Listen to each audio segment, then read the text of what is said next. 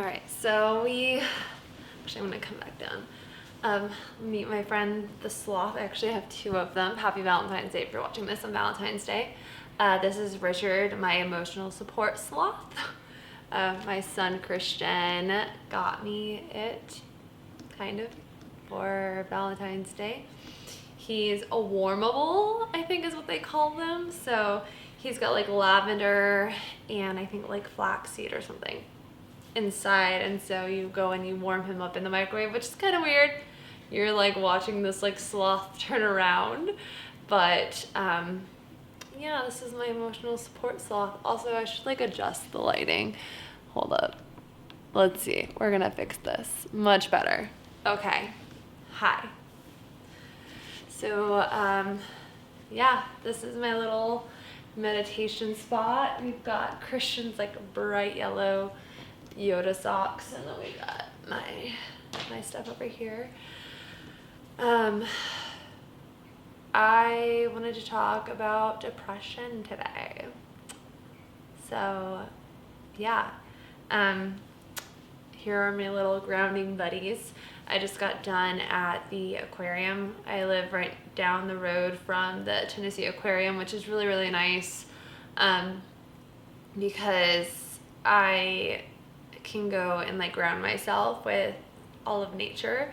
I'm pretty close to a lot of like hiking areas, so I've checked out a couple different like rivers or ponds. I'm still learning like water body names, but yeah, this is from Mala Collective. I could be saying that wrong, but it's technically in their kids collection.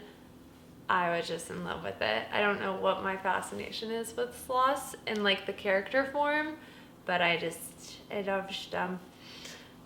But yeah, I wanted to share about depression, and it's Mel Monday, which doesn't really matter, but it just happens to be Valentine's Day and it happens to be Monday. And I just wanted to share about depression and how exhausting it is. Last night I shared on TikTok like some vulnerability about just like not feeling seen and being tired of not feeling like I'm getting a W, and being tired of the voices that get to like live rent free in my head, and tired of not seeing myself reaching the success that I thought I would be at by now.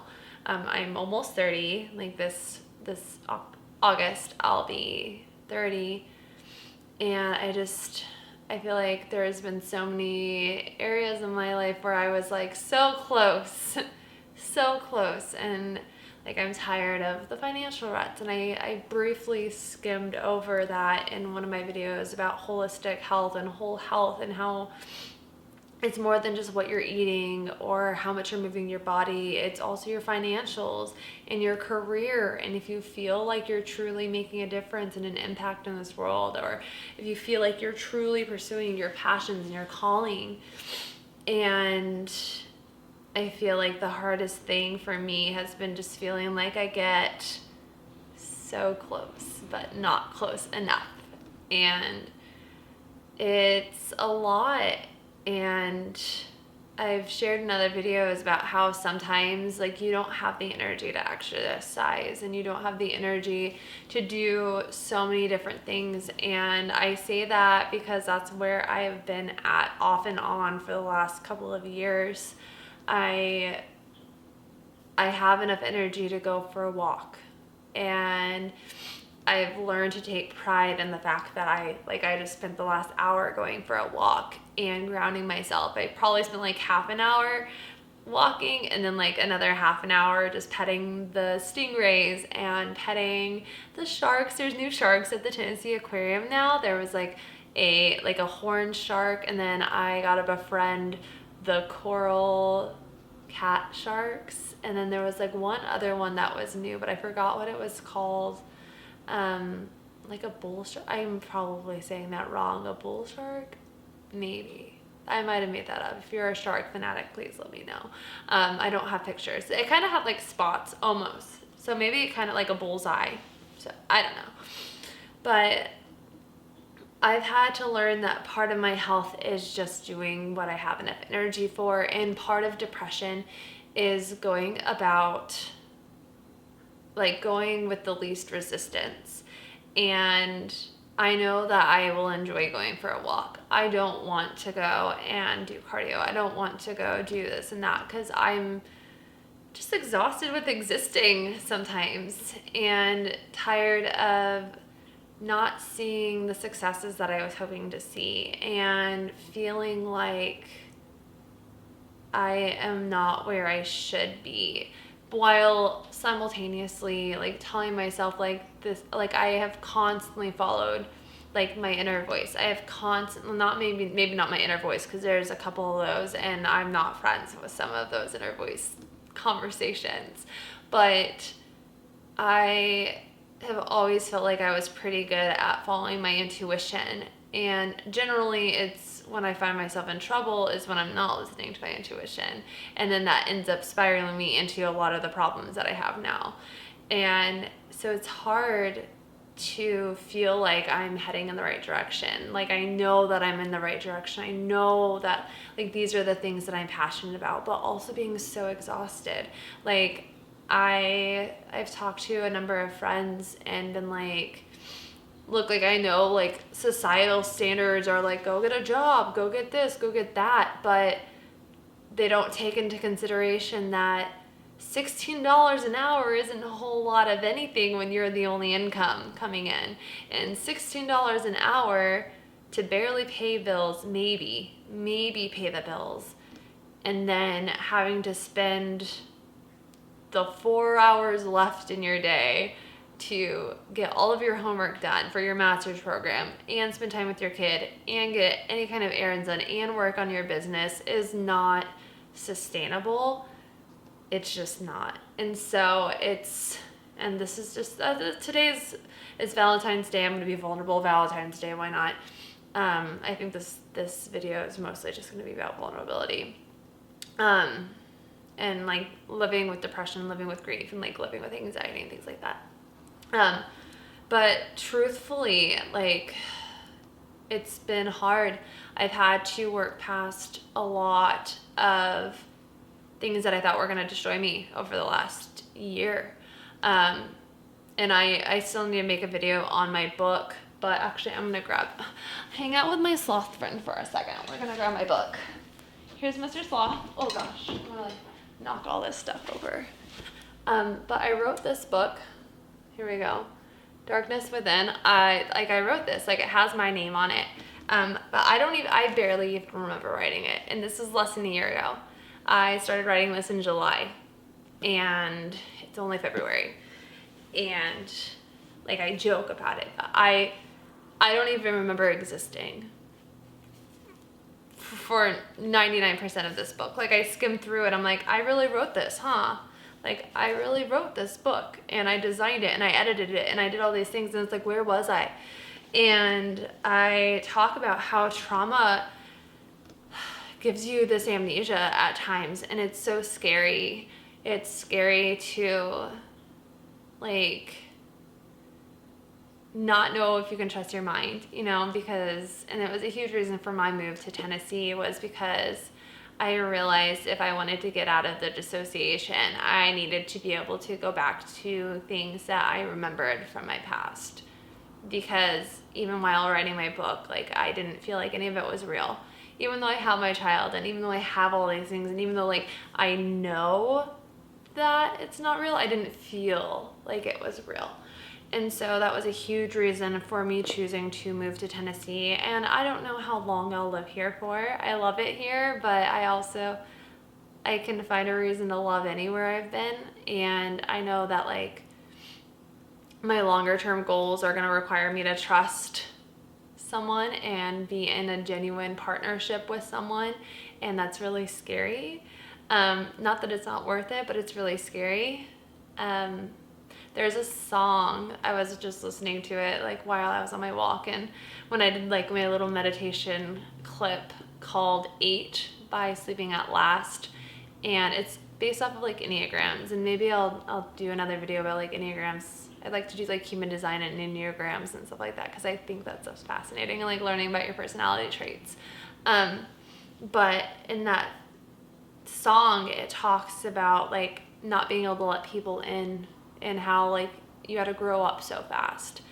And I feel that like I'm finally at the stage in my life where just the burnout is real. Like I have constantly just had to just get by, and I've had to just constantly be in survival mode and have my guard up and like be the one taking care of myself. And like I mentioned about the TikTok video last night, like I'm finally tired of doing it alone, and I am in some shape or form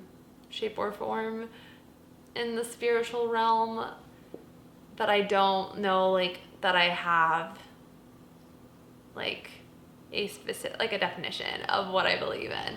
But one of the biggest things that I'm currently working on is like trusting that all of these hardships weren't for nothing. And I can see like hindsight in certain areas that like it helped me grow. Like some of the things that happened in my life like helped me grow more emotional. And that was something that I needed, because I became so void of emotion for a long time, where I hid all of my emotions, where I was told that I was I had an attitude, I was too loud, I was too this, I was too that. And so I just silenced myself, and I stopped caring, and I stopped reacting, and I just didn't care anymore. And so now it's like I'm starting to bring myself out, and I'm starting to speak up more and share certain things, but it still feels like it's so surface level. But I don't even know where I'm going with this.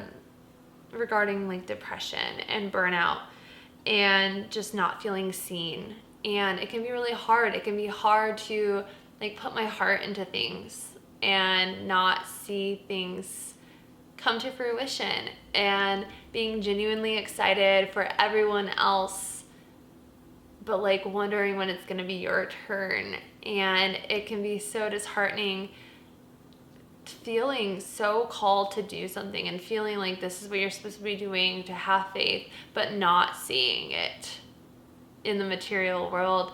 And it's scary.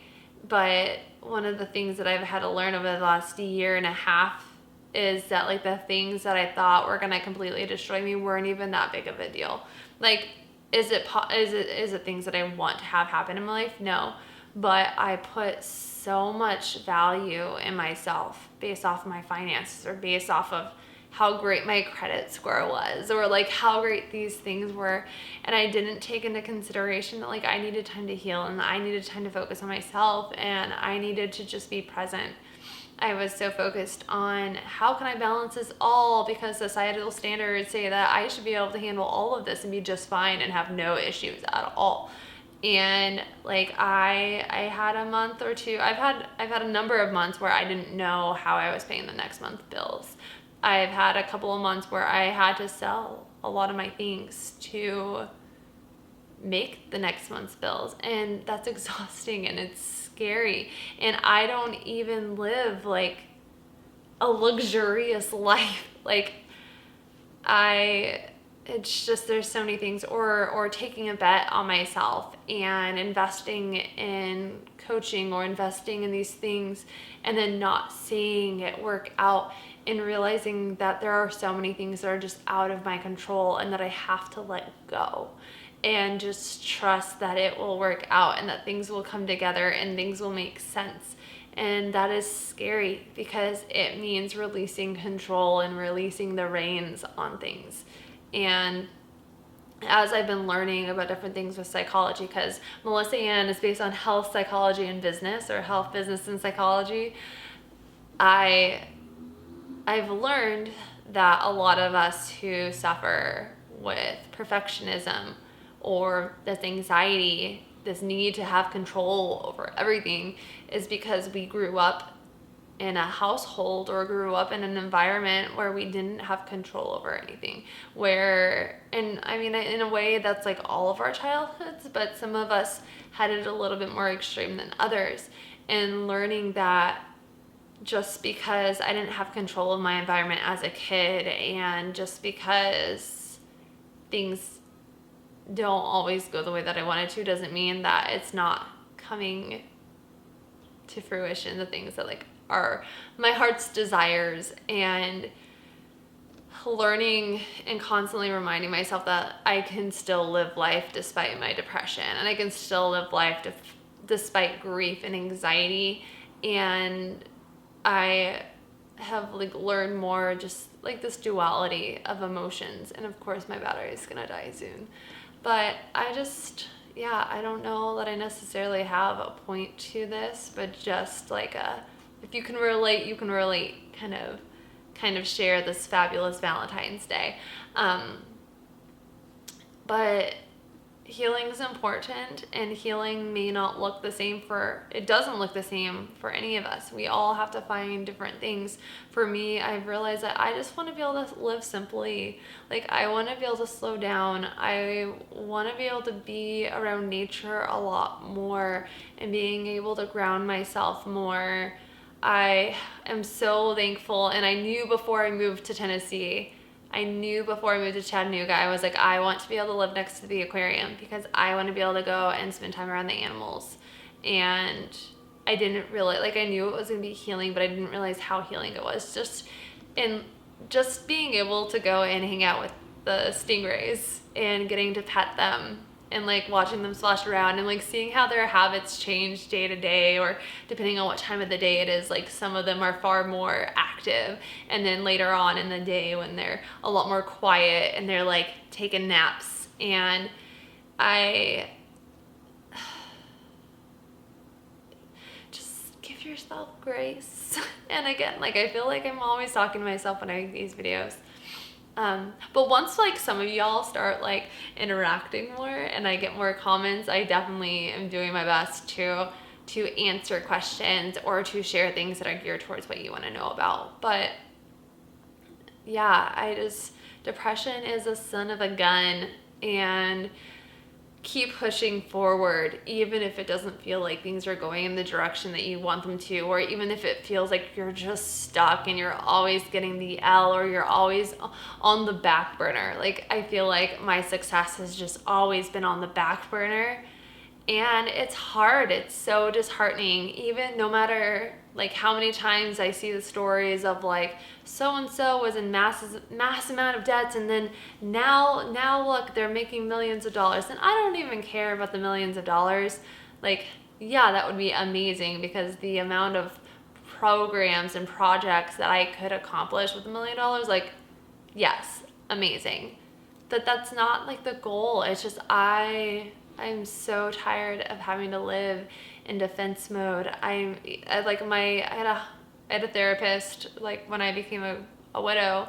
I hired like a talk space therapist, and he was like, you've lived most of your life defensively. I was like, yup, I sure have. And so he talked to me about how like important it was for me to be vulnerable without expectation. And I feel like that's something that I have gotten better at, but being there for myself and allowing myself to be vulnerable and allowing myself to feel the different feelings, and doing my best to like accept my emotions with myself, accepting my emotions with myself, and accepting that like it's okay that I'm scared, and it's okay that I am upset, that I'm not where I want to be, and it's okay to feel these emotions, but also learning to trust and learning that there are people in my corner, and that people do want to see me succeed, and that it's important for all of us to succeed in our own areas. And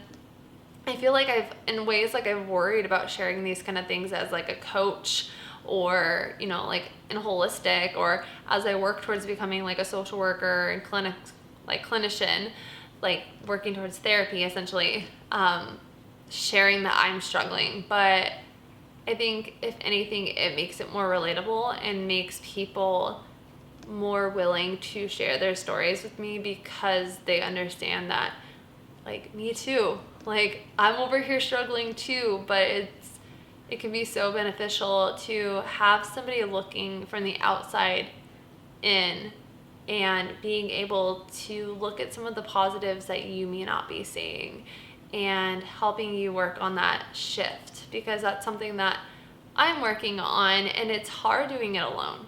It is so hard doing it alone. And once again, like, to reference back to that TikTok, it's I'm tired. Like, I'm tired of doing it alone. I'm tired of picking myself back up. I'm tired of being the only one in my life. I'm tired of, like, doing it all alone and being the only person that I have in my head, like, genuinely in my corner. And, like, I felt almost bad sharing that, because, like, I know that I have people who are there for me, and I know that I've had people support me in the ways that they can. But I think, again, it comes back to, like, the areas where I know that I need to heal, and knowing that, like, the future me needs to rely on a partner. And while I haven't ever had a good example of that, I know that that's, like, the next stage of my healing, is accepting that, like, there is a good partner out there for me who is going to help me grow, who is going to help, like, keep my chin up, you know? Like, people, like, our partners can't help us heal. Like, we have to heal on our own, but they can definitely help in some shape or form. They can't do it for us, but they can help. And they can help change our mindsets around things, like being able to create new patterns. But yeah, I'm working on just doing what feels right for me, like going backwards towards the whole depression talk, and, like, the least resistance, the path of least resistance. I am trying my best to just focus on what I feel like is the most beneficial for me, and doing my best to just trust that, like, I will attract the right clients. And if that's you, let's get to talking. I'll have links in my description, but, like, trusting that, like, I will say the right things and I will get seen by the right people, and maybe my book does go viral, you know, and I get to do my speaking engagements. Oprah, if you're listening, I want a sticker. I want a little Oprah's list on my next revision. So if you could hook us up, that'd be pretty great. But yeah, if you are struggling, you're not alone, I guess, is the long story short. And you are deserving of healing. You are deserving of love. You are deserving of being and of loving. And the desires of your heart are there for a reason, and you should continue to pursue them, even if it feels scary, even if you feel like you're going up this uphill battle. Do your best to just slow down and take time to just breathe, take time to be in nature, take time to just meditate, and genuinely think about, like, what you want in this life, not what other people have told you, not what societal standards say is a good living. Like, genuinely sit down with yourself and say, this is what matters to me. Not this because so-and-so told me. This matters to me because it lights me up and it makes me excited. So, with that being said, today I'm exhausted. But I am doing my best to push forward. I'm doing my best to stick to a routine. I think I've mentioned that I'll probably end up doing, like, a Google Doc or something like that, or not a Google Doc, but like a calendar. But my focus right now is just slowly adding to my routine. So, like, right now I wake up, breakfast, child at school, and take time to ground myself before I take on any tasks. So around, like, 11 is when I start working on, like, videos or getting stuff ready for a blog post.